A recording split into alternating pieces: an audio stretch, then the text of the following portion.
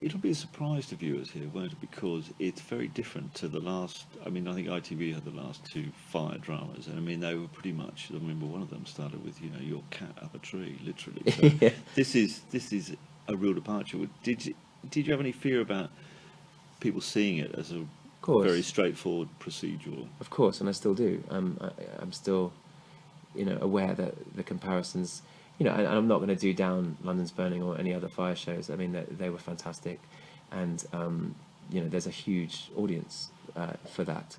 Where I get slightly concerned is that we are doing that and yet trying to do something completely different at the same time. And I have just learned from the past that it's a risky business to give somebody what they're not quite expecting. Yeah. People are much better at giving them meat and potatoes when they ask for meat and potatoes, whereas when you start and zhuzh it up with a few extra spices, it can break the appeal. But I sincerely believe that this show delivers on so many levels, and we're exploring a reality, and we never hide from it. We present it in the first episode, and we don't pretend it never happened. So I'm hoping that that's there'll be something for everyone, because we do the fires, we do the set pieces, Yeah, you do, but yeah. those fires and set pieces have so much emotional effect on the characters that we're rooting it through. It really is about a broken man in charge of a family that is broken as a result, and they're desperately trying to put things back together. They want to behave as they always have, but something's different, and initially they're not sure what it is, and gradually when they realise it's a subject matter that nobody's equipped to deal with. It's interesting, isn't it? Because for an actor, it's a really physical role, but also it's complex psychologically, isn't it? Yeah, totally. And the two have their root in the same situation. It was a physical situation. The fighting a fire it leads to this complete emotional breakdown and a loss of identity. Lucy, I think, 100% on purpose, has taken the most sort of macho, idolized male, workplace, and problematized it literally, and emasculated the lead character and put him back in that workplace where he doesn't fit in his own skin anymore. So would he have, in the real world, I've gone back well, to I think he has to, and I think I don't know if he would have done, but because of the person he's with, the relationship that he has with Trish, she won't let him retreat. She's stronger than him, and she puts him back together, sends him off to work, and he thinks he's moving on. He thinks he's in control, making decisions, but he hasn't. He can't. So it's so rich to play, and the supporting the ensemble. Each of those characters through the 8 hours becomes as complex as Kevin, and you realise that they're all pulling for each other. They all want to help each other. Their intentions are good, but their actions are completely often at odds in terms of their intentions, which is so. We don't really have a villain. It's so true to life. What about your immediate superior, though? He's not. I a suppose villain. He's slightly. But he's covering up a little, isn't he? He is, but at no point does he become a villain. I mean, he is someone that you can understand his position. He's trying to do a job. Yes, he might have slipped up, and he's desperately hoping that this doesn't turn into the career-ending disaster. I mean, that's so human. That's so true, to sort of clench your buttocks and hope that everything's going to go away. There's a lot of buttock clenching in it. Yeah, no, and I think Lucy's a tremendously nuanced writer, and I think precinct drama doesn't often get that kind of treatment. There tends to be a lot of shtick about jaded cops and tough skin and all this sort of stuff, and battling on regard. Yeah, and stiff upper lip and all that, or alcoholism because you can't deal and you won't connect emotionally. Whereas what we've got here is a tremendously sort of heady mix of people who are at times desperately guarding themselves from each other, and at times totally emotionally available, and never quite getting it right, and sort of letting each other down. I'm surprised they get out to a fire, frankly. Yeah, no, exactly. I mean, are we looking at someone who's got clinical depression now? Is this where we are? I think there's an element of that in the first few episodes. I think with Kev, he's gradually solving certain issues about his situation, but as soon as he thinks he's on top of one, something from left field comes back and you know, Lucy's writing is tremendously anchored in that we don't just march on with a new plot every week and forge into new territory. The plot exists in rehashing events that have already happened, largely, right, yeah. which is, again, I just think So that's a departure, psychologically, really, isn't it? it is Yeah. a departure, and it's psychologically much more akin to life, where you know we try and move on, we try and put things in the past, but in the right situation with the right revelation, everything just, you know, all the silt is sort of stirred up again, and you get confused again just when you think you've sorted out what actually happened. And so there's an element of the whodunit all the way through about this initial fire, but whilst there are many other fires and shouts in the subsequent episodes that have more or less, you know, to do with different characters or whatever, this one pervades and never quite goes away, is never quite put out. And what about his relationship with the therapist? That seemed Oh yeah, good. yeah. That seemed like a play in itself to me. It is, and those scenes. She was where very friendly. She's very friendly.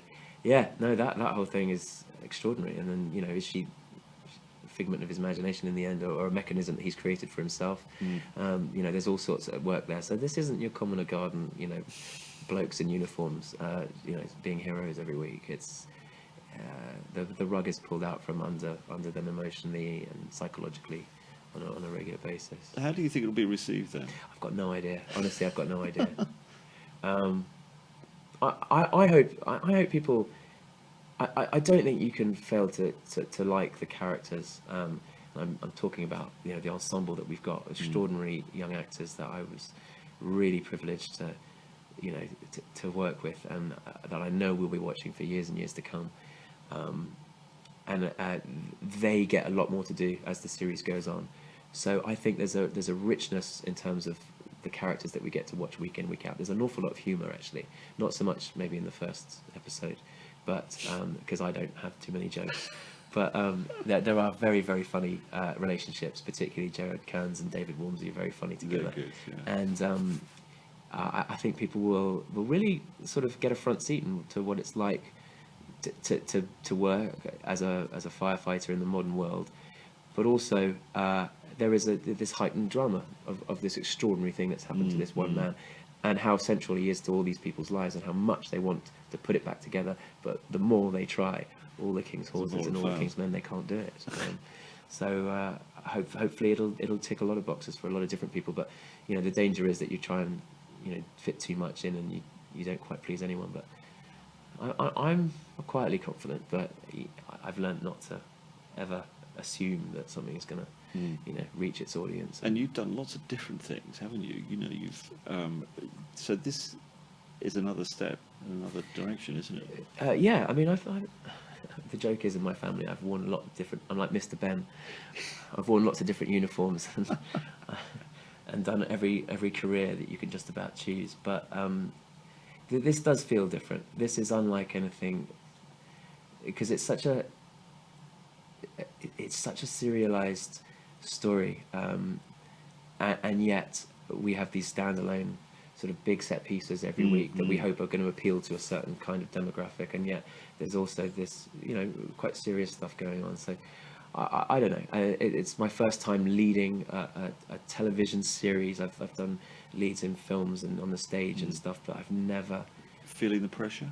Yeah, of course. Yeah. I mean, I'd like to say I felt it more when I was shooting it, because that's when I can make a difference. You know, the work is not in the can yet. Right now, my job is done, and it's up to the public and, you know, you in the media to sort of decide what you think of it.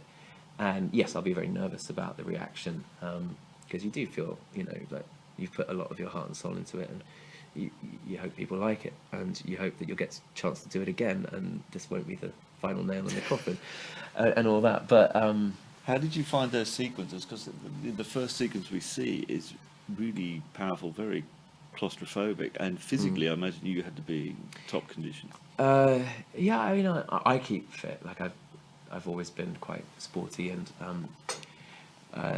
so I wasn't thinking of it as a physical job at all, really. For me, it was all about the psychological reality of what this person's going through. But I sure found that I could have been in slightly better shape when we started, because it was extremely physically demanding, and just the nature of working with fire in all that gear with the breathing apparatus.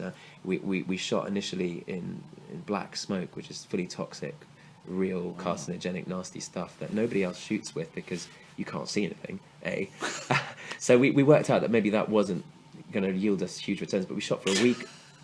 In that stuff. You shot for a week in where it? all the cameramen, the focus pullers, the ADs were all in fire breathing apparatus. And you couldn't see each other? Couldn't hear each other, see each other. It was extremely tough. But we did do it, and the opening sequence in that corridor is all that black smoke. So extremely hard Well, that's work. great, because you don't realise where you are. No, That's what's well, so you couldn't good. see You anything. couldn't- Honestly, they had to pick the takes where the smoke was lightest, because there were some takes where you couldn't see anything apart from blinking lights, maybe, or an explosion here or there. So that was grueling. And then there's the sequence. I mean, we didn't shoot it all as one sequence. We went away for a bit. The fire was me being actually burnt. Was one of the last things we shot, and that was extraordinary because I had no idea quite how much flame I would be. I would be alight to that degree, and nor did anyone, to be honest. The stuntman was keen to keep it to a minimum, but we had an agreement that if I said raspberry, the word raspberry, they would put the extinguishers on. But other than that, I was going to scream and yell and just act it as if it was agony. And we did, and I looked down and I saw these flames, and it was seriously hot. And there's no acting required. I was. So were you wearing the proper gear at that point? Well, I was Or were wearing. you- Obviously, I was wearing fireman outfit, but they put the flame retardant padding underneath my fireman trousers because the leggings, they call them, they melted. They were gone. Like there was nothing left of them. God, really? Yeah, I mean, I would have been burnt, like properly, nastily burnt.